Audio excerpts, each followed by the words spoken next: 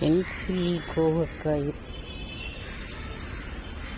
அதாவது வளர்றதை பொறுத்து நம்மளுக்கு பேர் வச்சுக்க வேண்டியது தான். இது பென்சில் கோவக்காய்னு எப்படி சொல்லுவோம் நம்ம பார்த்த உடனே.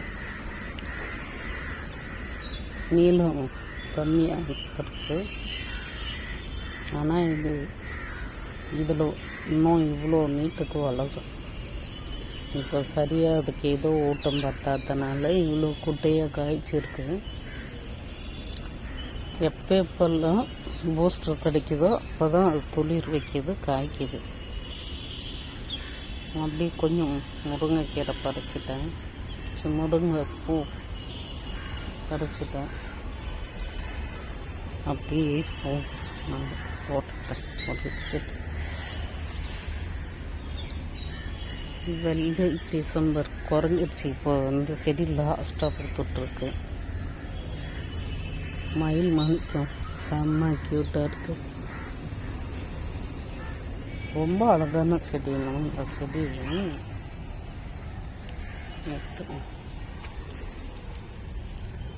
ரொம்ப அழகு. ஆனால் இதை வளர்க்குறதுக்கு ஒரு தொட்டியே ஃபுல்லாக கொடுக்கணுமா, அப்போ தான் வளரும்.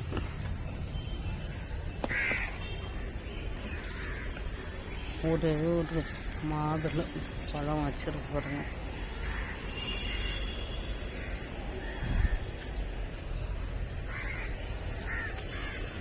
வச்சிருக்கு.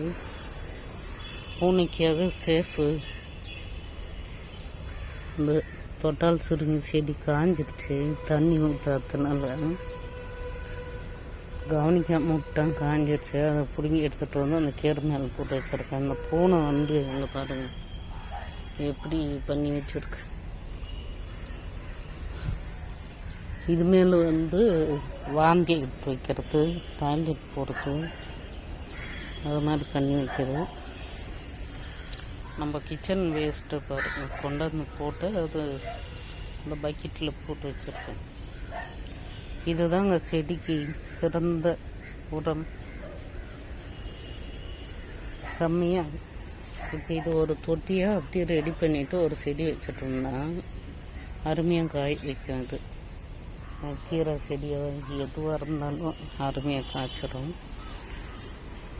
சுரைக்காய் பறிக்கிறதா என்னன்னு சொல்லிட்டு வெயிட் பண்ணுறேன். வேறு எப்போ உடஞ்சி விழுமோ தெரியாது. அந்த கொம்பு அந்த கண்டிஷனில் இருக்குது. முத்திருச்சா என்னன்னு சொல்லிட்டு தெரியல. கிள்ளி பார்க்குறதுக்கும் ஐயோ பாவம்னு இருக்குது. இதை எப்படி கிள்ளுறது, வளராமல் இருந்துச்சுன்னா என்ன பண்ணுறதுன்ட்டு வெயிட் பண்ணுறோம். நாளைக்கு பறிச்சிடலான்னு இருக்கேன். நாளைக்கு கண்டிப்பாக பறிச்சிடணும். ஓகே.